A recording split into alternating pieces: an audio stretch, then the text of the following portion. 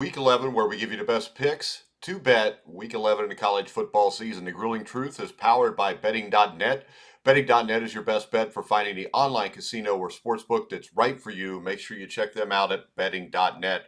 I'm your host for Beating the Spread, Mike Goodpaster, and we're at Week 11 in the college football season. And we're going to start off with one of the games of the week, Michigan at Penn State. Now, this is a huge matchup for Michigan. They need to get this win here, so a win against Ohio State could possibly put them in the Big Ten championship game. When we look at this game, Penn State has been inconsistent on offense. The Nittany Lions hit a lot of big pass plays, but struggle to run the ball. Penn State quarterback Sean Clifford has a ton of attempts, takes too many hits. Michigan has two of the best edge rushers in the Big Ten, Aiden Hutchinson and David Ajabo. So Clifford is going to have to get rid of the ball quickly. If that's the case, those double moves by Jahan Dotson may not have enough time to develop. At the same time, I do trust the Penn State defense to force Michigan to embark on long drives. Michigan is pretty banged up on offense with key players like Blake Corum and Eric All among the group of injured Michigan players. Michigan is a run-based team to begin with, so I envision a low-scoring game. I would actually look at possibly taking the under at 48.5, but my main play here is to take Michigan minus the 1 point. All right, next up, we got Syracuse against Louisville.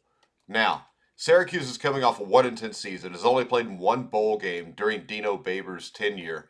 Not much was expected of the Orange this year, but they found a recipe for success offensively with a run-heavy attack led by quarterback Garrett Schrader and running back Sean Tucker.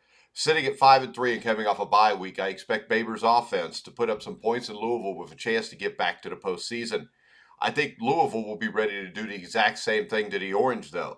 Louisville was moving the ball really well last week against Clemson, but lost all of its momentum, pretty much slipped away when quarterback Malik Cunningham missed several series due to an ankle injury. Cunningham is coming back at practice, should be plenty motivated after UL let a lead slip away last week. I'm going to go ahead here, and I'm going to take the Louisville Cardinals, and I'm going to give the 3 points, and I'm going to feel really good about this, but I think Louisville's a team that's played much better over the last month. Syracuse is a good football team, not a great football team.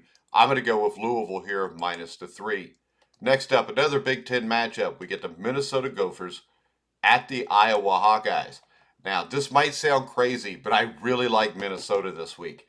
Yes, this is the same Minnesota team that just lost 14-6 to Illinois. This spread just feels like an overreaction to me from that game. Now, Minnesota isn't a flashy team. The Gophers run the ball almost 70% of the time, and they want to control the clock. Before last week, it was working. Minnesota had won 4 straight games before the Illinois game. It was in contention to win the Big Ten West.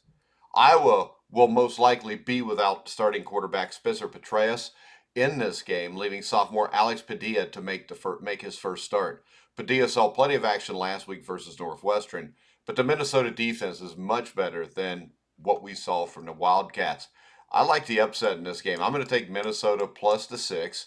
I think there's a good chance Minnesota wins this game, but the safe bet here is Minnesota minus 6.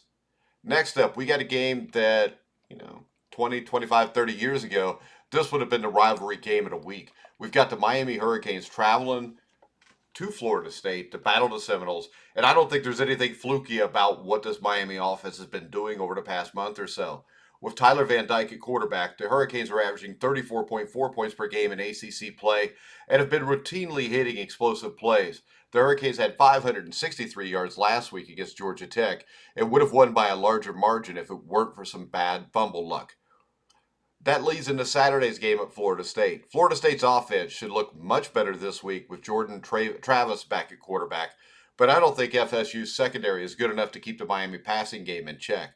I'll take the Hurricanes with the spread under a field goal. If this was 3.5, I may feel differently about it, but I like this spread here in this game. I think Miami is just a better team.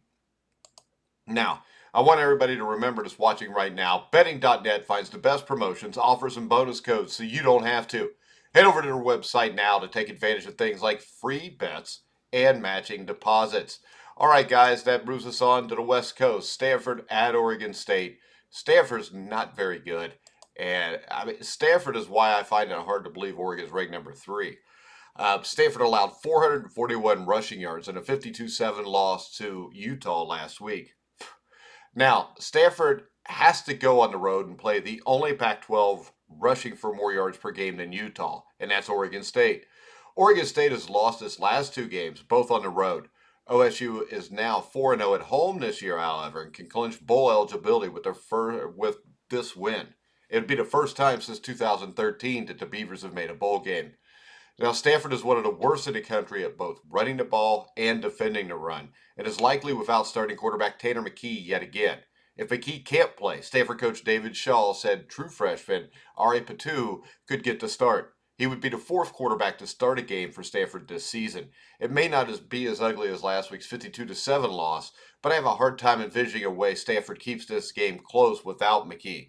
So we're going off the assumption that McKee will not play, and we're going to go Oregon State minus the 12 here. I think Oregon State covers this game. I think they win this game easily by a couple touchdowns. Next up, Texas A&M at Ole Miss. Now, this is a game that very interesting, little less interesting because Ole Miss is banged up along the offensive line and at receiver. Quarterback Matt Corral has been limping around the past few weeks, limiting how much Lane Kiffin can use him in the running game. I don't think this is a particularly good matchup for the Rebels, even in what will be a raucous primetime environment in Oxford, Mississippi. Texas A&M's defense is just too good, and I think Jimbo Fisher's offense has enough playmakers to cover the 3 points here. The Aggies are 10-4 against the spread as a road team during Fisher's tenure, including a 7-0 against the mark as a road favorite. So to me, when I look at this, you know where I'm going here. I'm going to take the Aggies, and I'm going to give the 3 points. All right, that brings us to the final play of the weekend. That's Washington State at Oregon. Oregon is favored by 14 points. Now, Washington State has won 4 of its last 5 games and is coming off a bye. Even with the craziness from the coaching staff fallout at Washington State, the Cougars have continued playing hard and have covered the spread in 6 straight games. This feels a bit like a sandwich spot for Oregon. The Ducks are coming off an emotional win over Washington and have a big trip to Salt Lake City next weekend.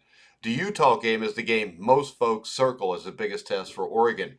But I think this visit from Washington State will be tricky. Oregon typically doesn't cover as a favorite under Mario Cristobal. Cristobal has been Oregon's head coach since 2018. During that span, the Ducks are 12-19 against the spread as a favorite, 5-14 against the spread as a home favorite, and 8-15 against the spread as a double-digit favorite. Now, when you look at that, I'm going to go with Washington State. I think the Cougars plus the 14 is the best bet here. All right, now remember, betting.net is who powers the Grueling Truth Sports Network. And it's not just sports betting. Betting.net compares the best online casinos. So sit back, relax, and play the top online slots, poker, and table games. Make sure you check out betting.net. All right, guys, we will be back next week to look at the top plays for next week. Make sure you check out the NFL Weekly Pick'em Show, which was done live last night. You can find it on Facebook. You can find it on Twitter. It'll be on the Grueling Truth website by tomorrow morning. Make sure you check us out there. But for now, you can follow me at Grueling Truth. My name is Mike Goodpaster. You've been watching and listening to the Grueling Truth, where the legends speak.